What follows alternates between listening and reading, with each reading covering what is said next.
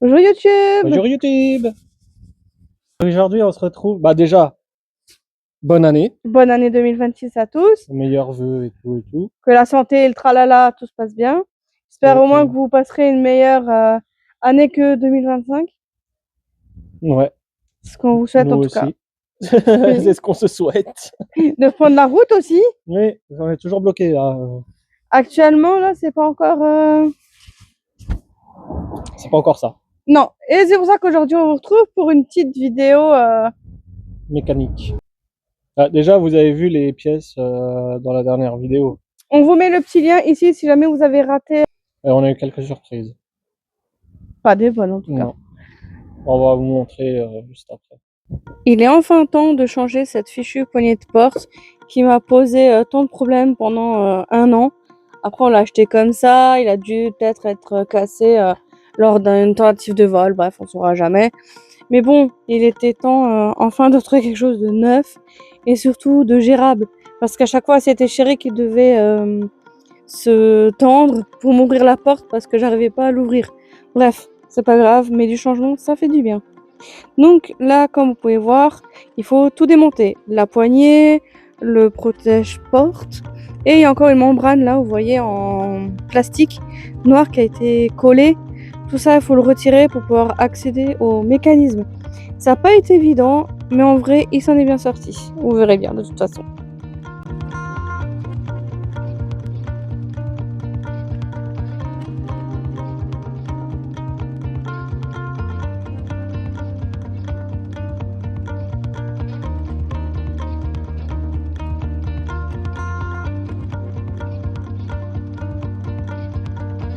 Donc comme vous pouvez le voir, c'est pas super accessible.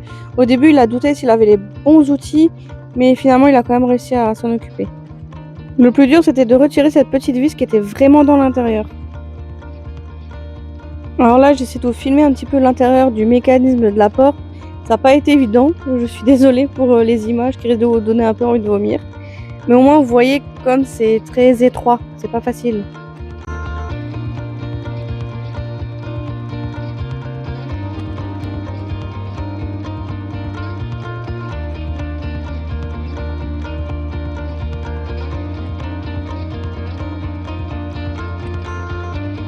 Ça marche.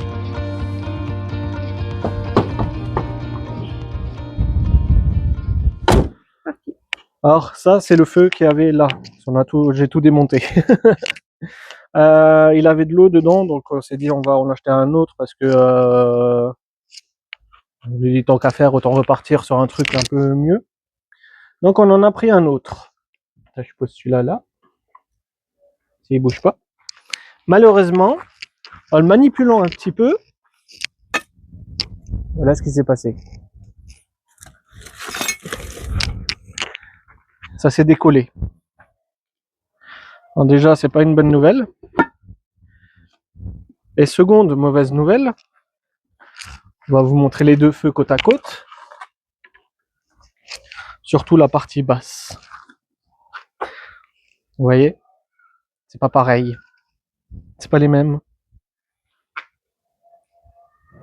Même la tâche et tout, enfin, c'est pas pareil. Pourtant, normalement, c'était un J5 phase 1, comme le nôtre. Alors, est-ce que c'est le nôtre qui a été bidouillé ou le sien? Mais c'est pas les mêmes feux. Donc, on a acheté ce feu pour rien. Donc, si quelqu'un veut un feu, il est à vendre. Bon, on va le coller avant. Hein. Mais non, ça, voilà.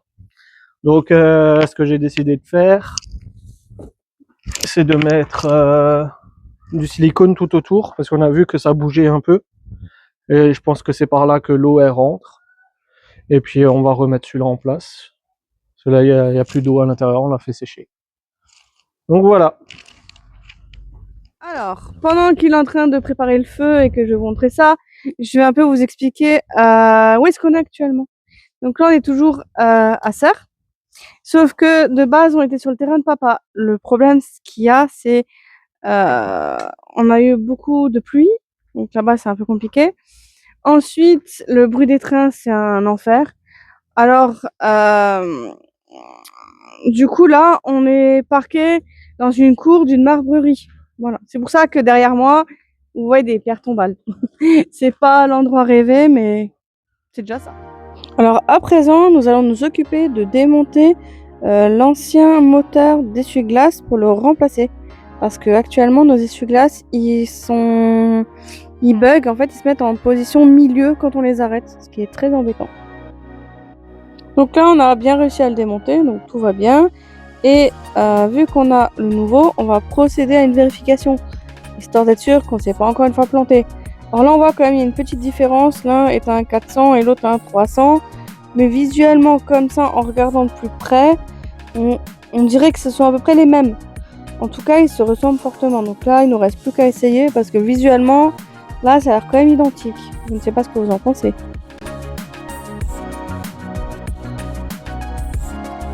Maintenant que c'est monté, on va vérifier si tout fonctionne et qu'il est compatible en démarrant le moteur. Là aussi, il y a des surprises.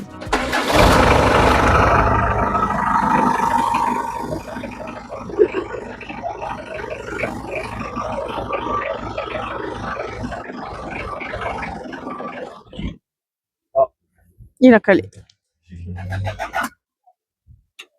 Petit problème en direct. Nouvelle tentative. Bon, il y a un problème. Le problème serait au niveau de la pompe d'amorçage.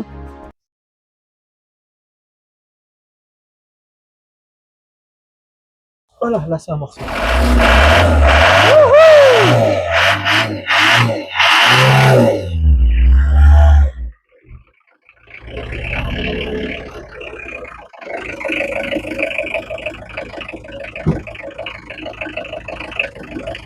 Goethalis. Ah, pas Goethalis. non, pas Goethalis, non. Ah, non, c'est pas bon. Non. Donc, nous avons un nouveau problème. Qu'est-ce qui se passe? En fait, ça se désamorce. Donc on a un problème d'amorçage, d'arrivée de gasoil ou quelque chose. Donc là, on va resserrer un truc au niveau de la pompe d'amorçage. Ne me demandez pas, j'ai oublié le nom, c'est pas mon domaine. De toute façon, vous verrez bien si ça fonctionnait. Et si c'est ça, ça serait une question de trop plein d'air. De base, nous devions juste tester le moteur essuie-glace. On se retrouve maintenant à avoir des problèmes de démarrage. Mais bon, vaut mieux le voir maintenant que si vraiment on doit bouger et qu'on s'en rend compte en dernière minute. Il est amorcé.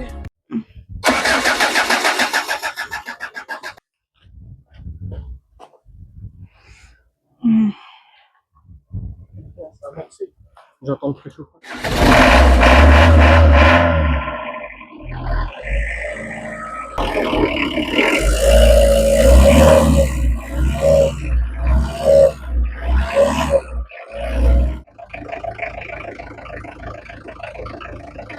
Ça a l'air d'être bon. Ouais, j'avais l'impression que ça prenait l'air par là.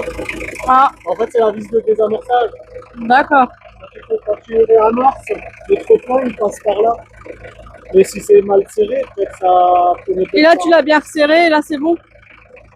On testera dans quelques jours.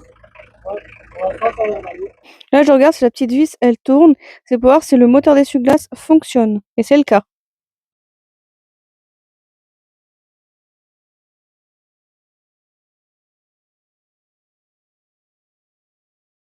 Peut-être le problème de l'essuie-glace est résolu. Du coup, je vous disais qu'on est garé au niveau d'une marbrerie. Voilà, c'est comme ça. Donc c'est pour ça, n'ayez pas peur si vous voyez des pierres tombales, ce genre de choses, parce que quand on sera en visite chez mon père, ce sera notre lieu de stationnement.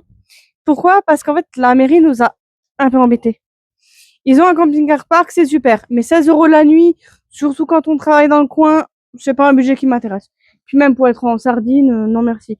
Du coup, on se posait un petit peu ailleurs, hein, toujours en ne sortant rien, pas de bruit, rien, enfin, vraiment comme une voiture. Sauf qu'à un moment donné, on a eu un petit papillon sur le pare-brise, que comme quoi, il ne faut pas rester, on a le droit qu'à 1 à 2 nuits maximum, le reste, bah, sinon c'est amende, quoi. Et donc moi, j'ai appelé le policier municipal et j'ai essayé d'expliquer. Je dis voilà, on travaille ici, on reste une semaine par là, une semaine par là, enfin, Ouais, on sent rien, il y a aucun problème. Non, pour eux, ça ne veut pas. Pour eux, en gros, ça fait tâche. Voilà, en gros, c'est ça. On travaille pour eux, on consomme pour la ville, mais ça fait tâche. Donc, eux, c'est tant qu'on est dans un coin planqué, on ne nous voit pas, tant mieux. Sinon, ça va pas. C'est pour ça qu'on a atterri ici. Voilà. Donc, si jamais vous avez besoin d'une pompe funèbre qui est top, vraiment humaine, chaleureuse, c'est une petite pompe funèbre totalement indépendante. C'est les pompes funèbres de la Saône. Je vous mets le nom ici, les coordonnées, tout ça. Ça peut vous servir un jour. Nous, on a eu besoin cet été. Voilà. C'est pour ça que je peux vous en parler, que c'est vraiment quelqu'un d'extraordinaire. Voilà. C'est la petite minute un peu tristoun, mais qui est vraie aussi. Apparemment, on a besoin de ce genre de service. Et c'est vrai que quand on est confronté à la situation, on est vite perdu, on ne sait pas chez qui aller. Donc, c'est pour ça que je vous donne un peu cette adresse-là, si ça peut vous servir. Donc, où est-ce qu'on en est, chef? Fini le montage. Youhou! Allez. Maintenant, on va mouiller le pare-brise et on va voir si ça fonctionne.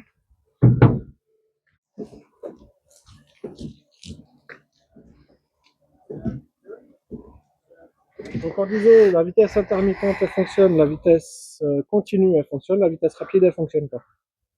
Maintenant je sais pas si ça passe au CT ou pas.